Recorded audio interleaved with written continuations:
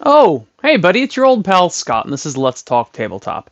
As you probably get the vibe from this channel, I'm not a highly competitive person. I'm not a highly confrontational person. I want everybody to get along from all different walks of life, all different interests, and have a gaming club where everybody gets along and they have a satisfying time, whether they're competitive, they're casual, or anything in between.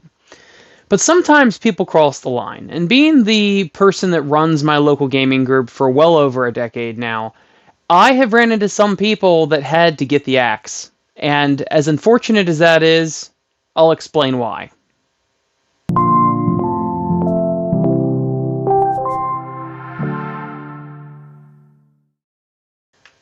For those of you who saw my characters that no longer have a miniature video, I did buy that Cruella miniature, and this is the beginning of my Mass Brutality Drakari army.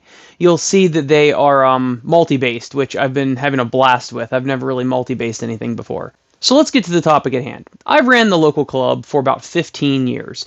And what I mean by running the club is simply that I text everybody the morning of when we're going to meet. We meet the same night every single week at the gaming club.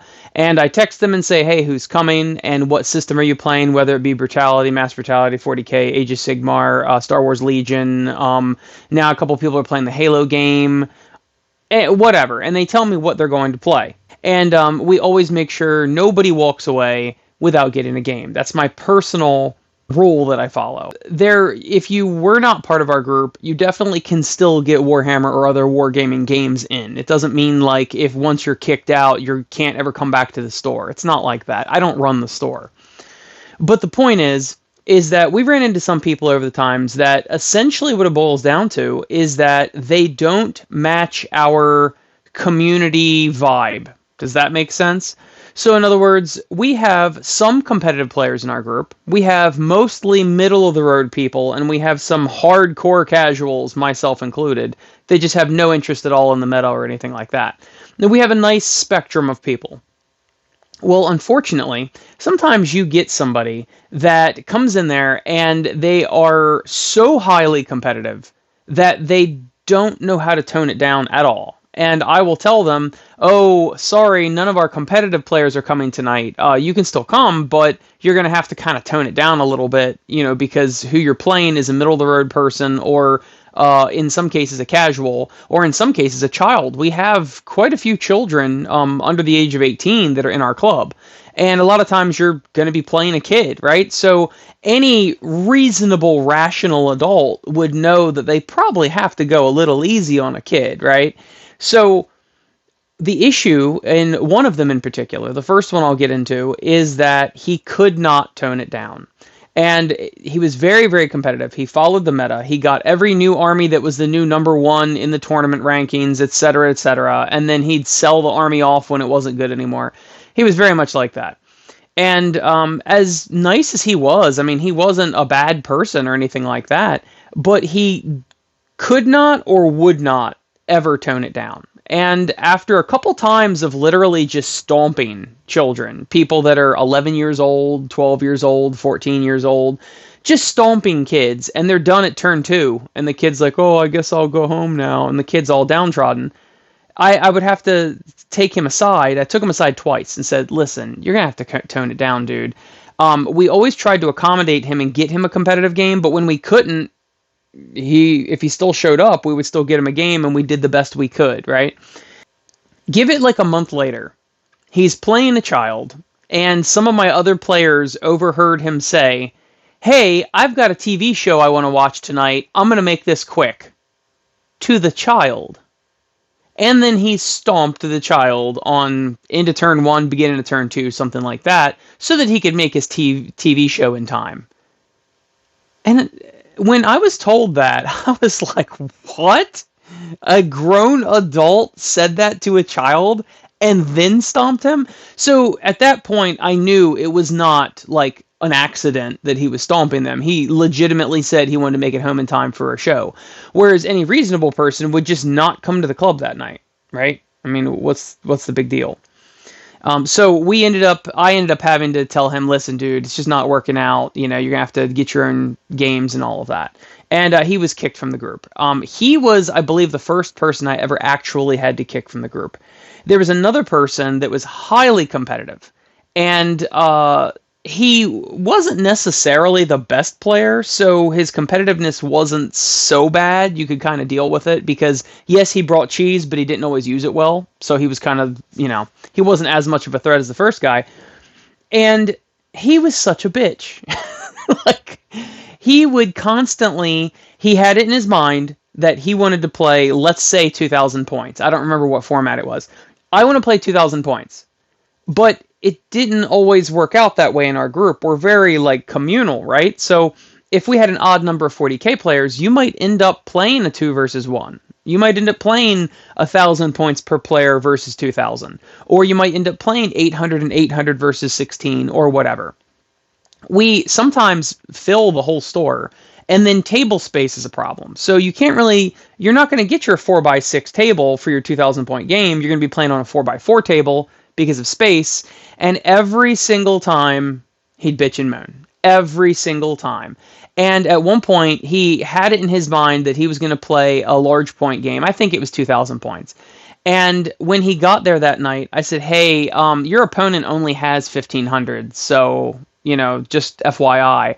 And any one of the people in my club would have went, oh, okay, I'll just change my list. Because clearly you have the miniatures for 1,500 if you made a 2,000 point list, right? Well, he hemmed and hawed and hemmed and hawed, and I don't know if I can make it 1,500. I don't know if I can do a 1,500 point list. And nobody else in the club has an issue with this except for him.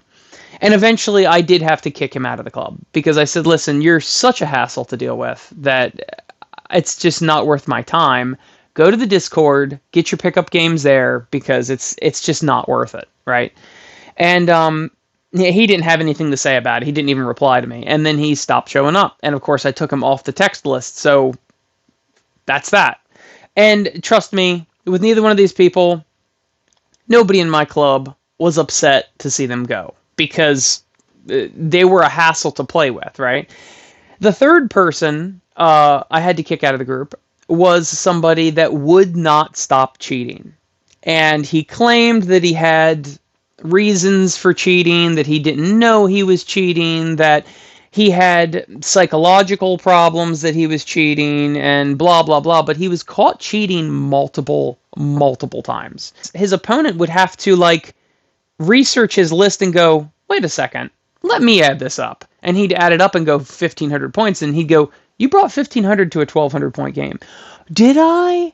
Oh my gosh, I had no idea. And he'd claim that he was innocent, etc., etc. And then he would roll his dice back here behind terrain. Let me roll some dice for you. Oh, I got 10 sixes. Statistically, you should have got 3 sixes. You got 10? Really? You rolled 10 dice and just got 10 sixes?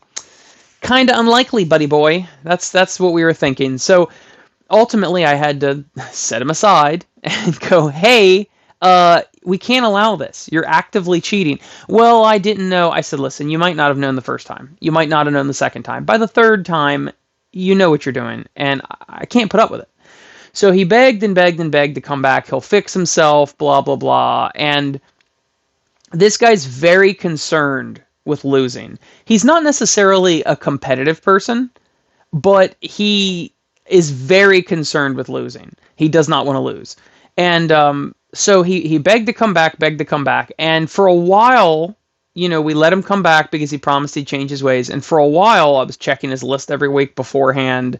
I was making sure, if there was any funny business, I played with him personally to make sure that he was on the up and up. He played fine with me. He was also one of those people that, when he's measuring movement, my people move 6 inches, and he'd move them 8. He'd measure 6, lift up the tape, and then move them essentially 8. And I'm sitting here watching him. It was this sort of thing constantly. So I eventually let him back because he pleaded, etc. And he's a nice guy, super nice guy. But it's like he doesn't realize that we can tell when he's cheating. It's pretty obvious when he's cheating. But when I have a player that is either a child or an adult with a busy life and family and work and all of that, and they get to come to this club once per week to play a Warhammer game to relieve stress and hang out with friends and all that, and they don't want to play you, and I have to pair you up with somebody, it's ultimately, if you accidentally cheat all the time, it's not their problem. It's not my problem. I'm an adult, you're an adult, they're an adult. We're all adults, and ultimately, I don't have to coddle you if you cannot stop yourself from cheating. And I shouldn't have to babysit you and check your list and make sure you roll in a dice tray where people can see it, etc., etc. I mean, I should not have to babysit. We're all adults here. And my guys that come here after work and around their children's activities and all of that, they should not have to deal with someone that constantly cheats. That's just, we're not dealing with it.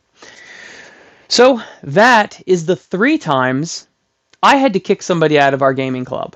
I wasn't happy about it. I would much rather everybody get along and get the game they want. But when you're not willing to meet the club at least halfway, you're out. Go get games elsewhere. It's not my problem. And unfortunately, running the game club, that puts me in that unfortunate position. I don't enjoy being that way, but I have to look out for my players. If I don't, like any boss or manager or whatever, if I don't look out for the fun of my players, then they're going to leave. And if they're not having fun, this is a fun hobby supposedly, if they don't have fun, they're not coming back. And our community shrinks, and then eventually all I'd have is the cheaters, the complainers, and the power gamers, and then I'd have to play them every week. And I'm not doing it. So let me know if you've ever had to kick anybody out of your gaming club for just being a rube, or if you know anybody that's been kicked out of a gaming club. So thank you to all my beautiful, sexy, good-smelling Patreon patrons right there. You look at all of them, those are some sexy, fine people. And I would like you to like, subscribe, share, blah, blah, blah. Also, check out my model-agnostic skirmish game, Brutality Skirmish War game. I also have a spaceship game called Brutal Space. I also have a Mech and Kaiju 6mm game called Brutal Mech. And I just released my Mass Brutality, which is essentially Warhammer. But you can multi-base, you can single-base, you can do it regimental style like Old World, or you can do it guerrilla style like 40k and Age of Sigmar. There's transports, there's flyers, you can bring titans. You kit them out the way you want, you stat them out the way you see fit. Anyway, I will see you later, and I guess tell me in the comments how bad of a person I am. I'll see you next week.